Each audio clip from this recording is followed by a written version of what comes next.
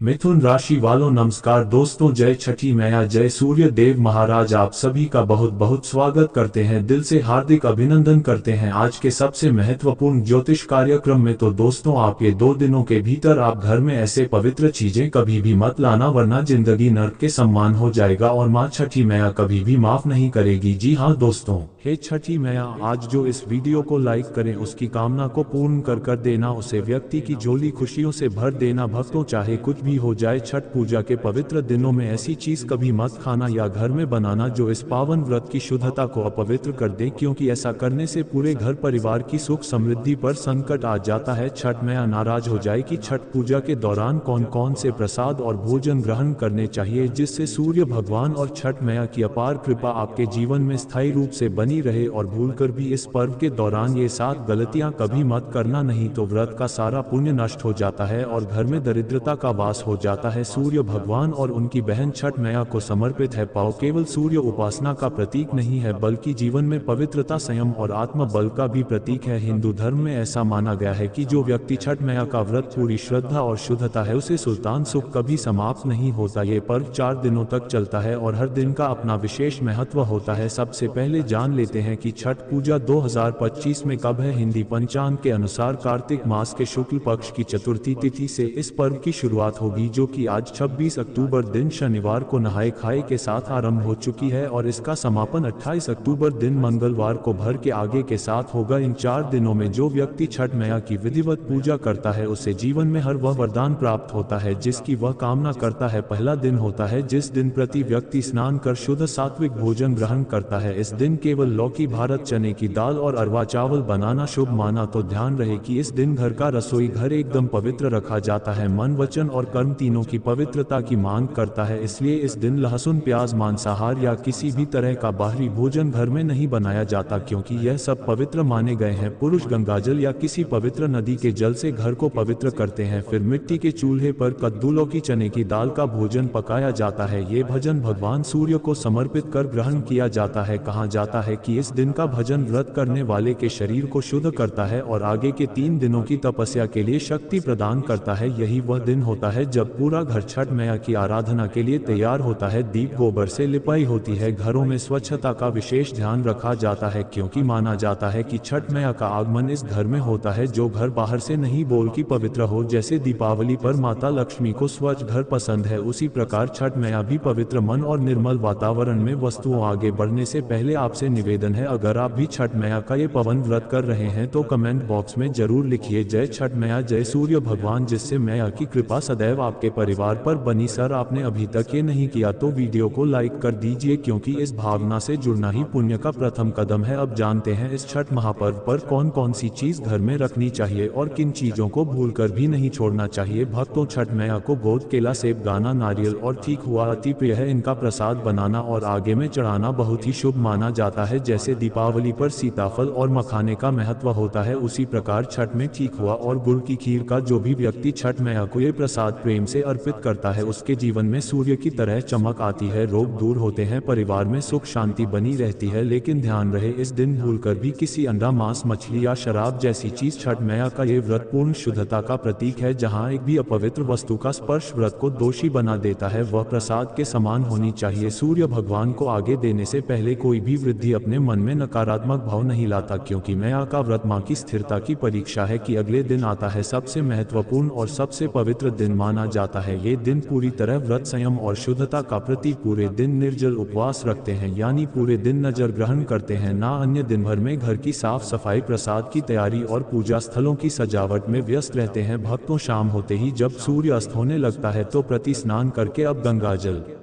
या किसी पवित्र नदी के जल से छठ मैया और सूर्य देव को आगे अर्पित करते हैं। उसके बाद बनता है प्रसाद, गुड़ से बनी खीर, रोटी जो घी में बनी हो और केले के साथ अर्पित किया जाता है। इस बात कहा जाता है, भक्तों, कहा जाता है कि जो व्यक्ति करना का प्रसाद प्रेम से ग्रहण करता है, उसके शरीर और आत्मा की सारी अशुद्धियां मिट जाती है। ये प्रसाद केवल भोजन नहीं या आंतरिक शुद्धि का प्रतीक है। इस रात वृद्धि को यही प्रसाद ही ग्रहण करना चाहिए। फिर इसके अगले दिन से निर्जला उपवास रखा जाता है। दोस्तों, अब जान लेते हैं कि छठ के व्रत में ये गलती नहीं करें, छठ माता क्रोधित हो जाती है। सूरज को अर्घ देते वक्त ना करें फुल। छठ पूजा के पर्व पर सूरज पर किसी भी तरह के शीशे या स्टील के बर्तन का इस्तेमाल नहीं करना चाहिए। सूरज सूरज को अर्घ दिए बिना ये पर्व अधूरा माना जाता है। साफ सफाई कर रखें ध्यान। छठ पूजा के दौरान साफ सफाई का खास तौर पर ध्यान दें। इस पूजा के दौरान कपड़ों से लेकर पूरे घर को बिल का पूरा ख्याल रखें। जाने कहाँ सोना चाहिए। छठ पूजा के दौरान जो भी व्रत रख रहा है उसे पलंग पर नहीं सोना चाहिए, ना पलंग बल्कि चारपाई सोने की मनाही होती है। इस व्रत के दौरान फर्श पर सोना चाहिए। छठ मैया को संतान देने वाली माता के नाम से भी जाना जाता है। मानता है कि यह पर्व संतान के लिए मनाया जाता है। वह जोड़े जिन्हें संतान की प्राप्ति नहीं हुई है तो वह छठ का व्रत रखते हैं, वही सभी अपने बच्चों की सुख शांति के लिए मनाते हैं। लेकिन क्या आप जानते हैं कुछ ऐसी महिलाएं भी हैं जिन्हें छठ पूजा का व्रत गलती से भी नहीं रखना चाहिए। ये सबसे बड़ा घोर पाप माना जाता है। महिलाएं ऐसी गलती कभी ना करें। तो चलिए जानते हैं। शास्त्रों के अनुसार जो लोग अधूरी शादी करते हैं वह शास्त्र का अपमान करते हैं। अधूरी शादी जैसे कि कोर्ट मैरिज और शादी संतान की उत्पत्ति कर देना सबसे बड़ा पाप है। ऐसे में छठ पूजा का व्रत ऐसे लोगों को अपनी संतान के लिए कभी नहीं रखना चाहिए, क्योंकि अपने हिंदू रीति रिवाज के अनुसार सर और वही दिन शादी के जब ऐसे लोग साथ में रहते हैं तो समझ में ऐसा रिश्ता कलंकित होता है। दोस्तों, बहुत से लोग ऐसे हैं जो भागकर शादी करते हैं को दुखी कर देते हैं, माता पिता को समझ में कलंकित कर देते हैं, माता पिता को रुलाते हैं, परिवार को रुलाते हैं, समाज को बदनाम करते हैं। ऐसे लोग पूरे जनजीवन समस्त संसार के लिए श्रापित है। देखिए, परिवार को रिश्ते अनाथी होते हैं, रिश्ते जुड़ते नहीं है। इसीलिए जो लोग भागकर शादी करते हैं और कोर्ट मैरिज कर लेते हैं, 7 फेरे नहीं लेते हैं, हिंदू रीति रिवाज के साथ शादी नहीं विवाह नहीं करते, तो उनके लिए यह व्रत उचित नहीं है। 7 फेरे का मतलब होता है आपने अग्नि देव का आशीर्वाद लिया, 33 कोटि देवी देवता का आशीर्वाद दिया, मतलब अब आप पूज्य योग्य है, आप भगवान की सेवा कर सकते हैं। ना लगी हो, जिस पुरुष को हल्दी ना लगी हो ऐसा विवाह भी अशुभ होता है। शादी में हल्दी अवश्य लगना चाहिए, तभी ही आप व्रत आदि रख सकते हैं, पूजा पाठ कर सकते हैं, किसी भी मांगलिक कार्य में आप शामिल। इसीलिए ऐसी स्त्री किसी भी धार्मिक कार्य में तभी सफल व शामिल हो सकती है जब वह अग्नि के 7 फेरे ले ले। ऐसी शादी को ही शास्त्रों में सर्वश्रेष्ठ माना जाता है। ऐसे में अगर आपकी अधूरी शादी है तो आप छठ पूजा कभी ना करें, आपका ऐसा करने से अपमान माना जाएगा और आपको पाप लग सकता है। दोस्तों, शास्त्रों के अनुसार इस व्रत को सच्चे मन से रखना चाहिए। अगर कोई महिला यूके में पूजा का व्रत रखना चाहिए। इस व्रत के सफल होने से संतान सुख की प्राप्ति होती है, संतान को कष्ट कभी नहीं आते। छठी मैया करती है रक्षा, घर परिवार होता है खुशहाल। जो लोग छठ पूजा करते हैं तो छठी मैया उनके घर के आसपास सदैव कानों की रक्षा करती। जो 5 महिलाएं हैं उन्हें संतान सुख की प्राप्ति देती है, लेकिन सच्चे हृदय से ही माता को पुकारे। दोस्तों, छठ पूजा करने से फल की प्राप्ति होती है, परिवार में सुख संपत्ति। मैया की पूजा से सभी मनोकामनाएं होती हैं पूरी। वही कुंवारी कन्याएं और पुरुष भी छठ पूजा कर सकते हैं। छठ पूजा का फल कई लाख गुना प्राप्त होता है, इससे व्यक्ति के सभी पाप खत्म हो जाते हैं और सुखद पूजा का व्रत पूरा करने से स्वयं छठी मैया आपके पूरे घर की रक्षा करती है। दोस्तों, अब ये भी जान लेते हैं कि छठ मैया को ऐसी कौन सी 3 चीज हैं जो नहीं चढ़ाने चाहिए, भयंकर पाप लगता है। दोस्तों, नंबर 1, सूर्य भगवान को अर्घ देने के लिए तांबे का लोटा ही प्रयोग करें, लेकिन भूलकर भी चांदी,